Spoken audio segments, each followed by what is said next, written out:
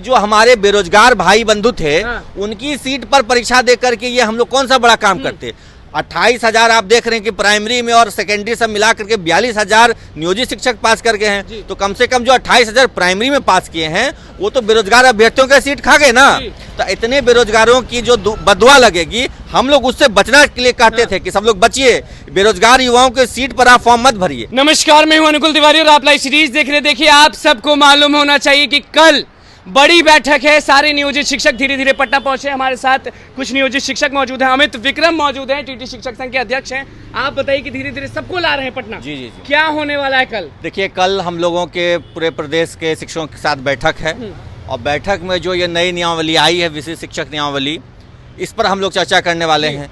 ये नियमावली हमें स्वीकार नहीं है। हम लोगों ने सरकार के द्वारा जो विभागीय परीक्षा या सक्षमता परीक्षा की बात की गई थी, हमने उसका इस शर्त पर समर्थन किया था कि हमको एक ही संवर्ग बनाया दिया जाए और जो अध्यापक बीपीएससी से आ रहे हैं या हम लोग जो विभागीय परीक्षा दे के गए सभी एक ही संवर्ग में आए। लेकिन सरकार की से जो हम लोग को खबरें मिल रही है कि नहीं, एक संवर्ग नहीं, अलग अलग संवर्ग होंगे और हम लोग इसके खिलाफ हैं।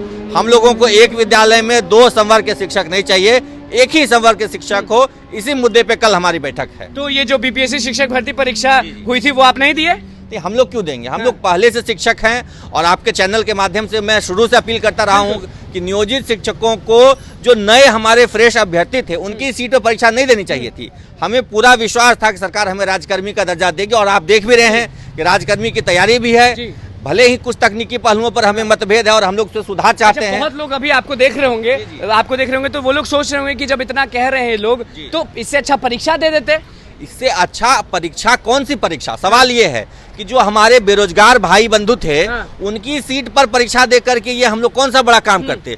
28,000 आप देख रहे हैं कि प्राइमरी में और सेकेंडरी सब मिला करके 42,000 नियोजित शिक्षक पास कर गए हैं। तो कम से कम जो 28,000 प्राइमरी में पास किए हैं वो तो बेरोजगार अभ्यर्थियों के सीट खा गए ना। तो इतने बेरोजगारों की जो बदुआ लगेगी, हम लोग उससे बचना के लिए कहते थे कि सब लोग बचिए, बेरोजगार युवाओं के सीट पर आप फॉर्म मत भरिए। हाँ, हम लोगों के लिए, शिक्षकों के लिए विशेष परीक्षा होगी, विभागीय परीक्षा होगी, तो वो हम देंगे। चलिए, आप पर हम आते हैं। आप ये बताइए कि कहाँ पढ़ाते हैं अभी आप? कितने सालों से पढ़ाते हैं?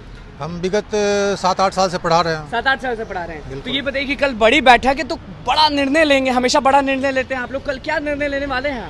हम लोग निर्णय लेने वाले हैं विभागीय परीक्षा को लेकर के कि सरकार जो ये कह रही है कि नियोजित शिक्षकों को विभागीय परीक्षा दे के उनको राज्यकर्मी का दर्जा दिया जाएगा और जो विशिष्ट शिक्षक नियमावली में जो कुछ बिंदु है जिस पे हम लोग को मतभेद है, हम लोग उस पे बैठ के आपस में विस्तार पूर्वक चर्चा करके हम लोग निर्णय लेंगे। आपके मन में लालच नहीं आया? बीपीएससी शिक्षक भर्ती परीक्षा जो हुई वो मन में लालच नहीं आया कि आप भी देते तो हो सकता है कि मान लीजिए 1 to 5 में पढ़ा रहे हैं, आपका प्रमोशन यानी 9-10 में देते तो अच्छा पैसा मिलता? नहीं, लालच की कोई बात ही नहीं है। हम लोग पहले से ही शिक्षक हैं और सरकार को हम लोग शुरू से ही कह रहे हैं कि हम लोग सक्षम हैं।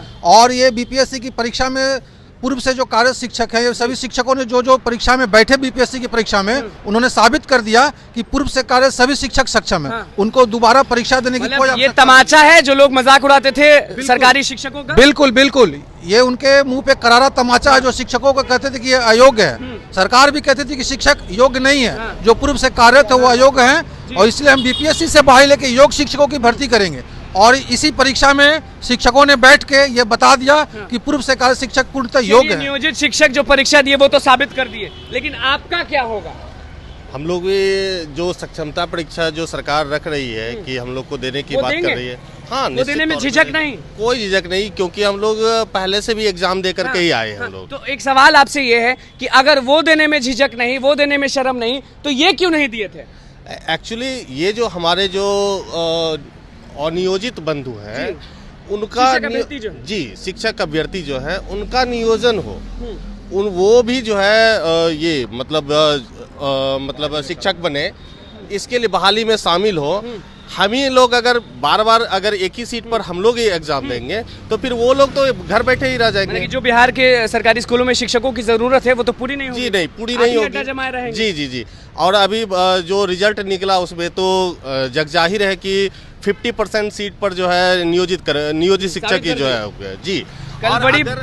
अगर सारे शिक्षक अगर ये इस परीक्षा में शामिल होते तो सोचिए कि क्या होता। अभी तो मात्र 60,000 में 44,000 के लमसम जो है पास कर गए। बेरोजगारों के पेट पे लात मारते थे। जी निश्चित तौर पे सरकार की यही नीति जो है, इसी नीति के खिलाफ हम लोग जो है एग्जाम में नहीं बैठे। कल बड़ी बैठक करेंगे आप, सारे लोग, सारे नियोजित शिक्षक बड़ी बैठक करेंगे, लेकिन 2 नवंबर को नियुक्ति पत्र बटेगा, उससे नाराज नहीं है? क्योंकि आप लोग को जो चाहिए राजकर्मी का दर्जा अब तक नहीं मिला। नाराज तो हैं, लेकिन हम जो न्यू अध्यापक जो आ रहे हैं वो उसके लिए तो खुशखबरी ही है, खुशी ही हम लोग हैं। लेकिन जो हम सब जो नियोजित जो पास हुए हैं बीपीएससी, उसके प्रति नाराज़गी है, क्योंकि वो जो एग्ज़ाम देके पास हुए हैं वो पहले से सक्षम है और नियोजित हैं, और सरकार जो हम सब पे हमेशा क्लेम लगाई, उंगली उठाते रहती थी, पढ़ाने नहीं आता है, और आज हमको लगता है लगभग 50% से ऊपर रिजल्ट दिया है। चलिए देखिए, अमित विक्रम आप आ जाइए, आपसे बस यही कुछ सवाल है।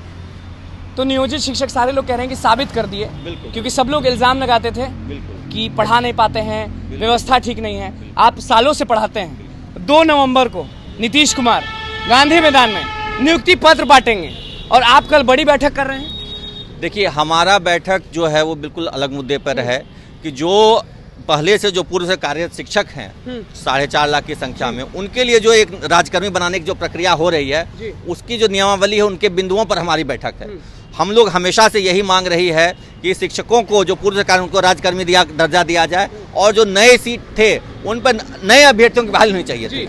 ये जो 28,000 प्राइमरी में पहले से शिक्षक चले गए, अब उन सीटों का क्या होगा? रिक्तियां तो उस तरह प्रकार रह जाएंगी। तो ये सरकार कहीं ना कहीं बिहार के युवाओं के साथ छल की है। आधी से अधिक रिक्तियां जो है वो नियोजित शिक्षक के खाते में चली गई।